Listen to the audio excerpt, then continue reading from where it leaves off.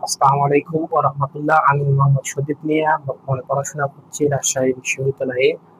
তোমরা যারা ঢাকা সেন্ট্রাল ইউনিভার্সিটিতে আবেদন করেছো পরীক্ষা দেওয়ার জন্য, কিছু ভুল রয়েছে, যে ভুলগুলোর কারণে তো ঢাকা সেন্ট্রাল ইউনিভার্সিটিতে পরীক্ষায় তুমি উত্তীর্ণ হতে পারবে না। সেই ভুলগুলো তোমার মধ্যে যদি থাকে তাহলে তুমি ঢাকা সেন্ট্রাল ইউনিভার্সিটিতে চান্স পাবে না। দেখো, এই ভুলগুলো তোমার মধ্যে আছে কিনা। প্রথম ভুল হচ্ছে প্রশ্ন ব্যাংক না পড়া। প্রথম ভুল হচ্ছে প্রশ্ন ব্যাংক না পড়া। অনেকেই প্রশ্ন ব্যাংক পিডিএফ পড়ে, প্রশ্ন ব্যাংক কিনে না। এখানে তাদের ক্ষেত্রে আমি বলবো যে একটা প্রচুর পরিমাণ ভুল ধারণা হয়ে যায় যে টাকা ব্যয় হয়ে যাবে। এটা আসলে ভুল ধারণা। টাকা কখনো প্রশ্ন ব্যাংক কিনলে প্রশ্ন ব্যাংক কিনলে তোমার টাকা কখনো লস হবে না। আর একটা কথা আছে, বই দিকে কখনো দেউলিয়া দেওয়া হয়। প্রশ্ন ব্যাংকের মাধ্যমে তুমি জানতে পারো প্রশ্ন ধরন এবং প্রশ্ন কোথা থেকে বারবার আসতেছে। এবং দ্বিতীয়ত নাম্বার হচ্ছে টপিক সিলেক্ট না করা। আমাদের অনেকে আছে যে টপিক সিলেক্ট করে না। প্রত্যেকটা বিশ্ববিদ্যালয়ের একটা প্যাটার্ন রয়েছে, যে প্যাটার্নে তারা প্রত্যেক বছর পরীক্ষা নেয়। নির্দিষ্ট কিছু টপিক রয়েছে যে টপিকটি প্রত্যেক বছরই প্রশ্ন আসে। সেই টপিক গুলো তোমাকে সিলেক্ট করতে হবে, সিলেক্ট করে ওই টপিক গুলো ভালোভাবে তোমাকে আয়ত্ত করতে হবে। তৃতীয়ত হচ্ছে বেশি বেশি পরীক্ষা না দেওয়া। সবচেয়ে একটা বেশি বেশি ফ্রাস্ট্রেশনের দিক দেখা যায় স্টুডেন্টদের ক্ষেত্রে, সেটা হচ্ছে পরীক্ষা না দেওয়া। তারা পরীক্ষাকে ভয় করে।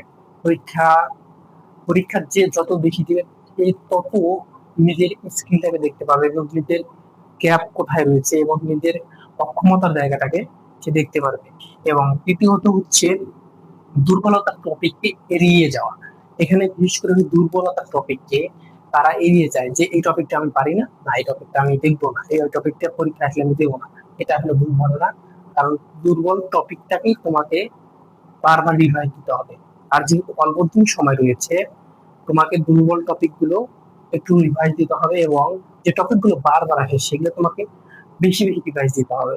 এবং তৃতীয় হচ্ছে আত্মবিশ্বাস। এবং সর্বশেষ আমার কথা হচ্ছে আত্মবিশ্বাস না থাকা। যদি আত্মবিশ্বাস না থাকে, তুমি সত্যিই চান্স পাবা না। এটা বিশেষ করে স্টুডেন্টদের ক্ষেত্রে হয়, যে না আমার দ্বারা সম্ভব নয়, আমি কোনো বিশ্ববিদ্যালয়ের চান্স যেহেতু পাইনি, বা আমি অন্য বিশ্ববিদ্যালয়ে চান্স পেয়েছি, সেই ঘুরে আমি সেকেন্ড টাইম দেবো। এবং যারা সেকেন্ড টাইম আসো, তারা অনেক আশাবাদী যে আমার ঢাকা সেন্ট্রাল ইউনিভার্সিটিটা, মানে ঢাকা সেন্ট্রাল ইউনিভার্সিটি আমার শেষ ভরসা। আর তোমাদের কিন্তু আমি বলি, তোমাদের ভিতরে এই গুণাবলী একটাও থাকা যাবে না। যদি থাকে তাহলে তুমি চান্স পাবা। আর যারা ফার্স্ট টাইমার আছো, তোমাদের যদি সেকেন্ড টাইম দেওয়ার ইচ্ছা থাকে, সবচেয়ে ভুল ধারণার মধ্যে তুমি রয়েছে। কারণ সেকেন্ড টাইমার যারা হচ্ছে তাদেরকে একবার গল্প শুনে শুনে নিও যে তাদের কতটা কষ্ট করে, কত স্ট্রাগল করে সেকেন্ড টাইম দিতে হয়।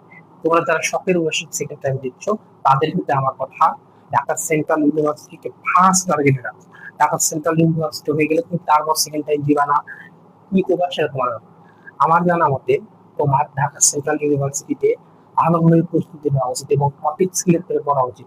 তোমরা যদি চাও যে বাংলা, ইংরেজি এবং জিকে যে টপিক গুলো থেকে 100% প্রশ্ন আসবে, এবং প্রশ্ন ব্যাংকে যেখান থেকে বিগত বছরগুলোতে বারবার প্রশ্ন এসেছিল, আমি তোমাদের জন্য এগুলো সিলেক্ট করেছি। তোমরা যদি চাও আগামী ক্লাসে তোমাদের জন্য আমি এগুলো সুন্দরভাবে দেখে দেবো। ঠিক আছে? আসসালামু আলাইকুম।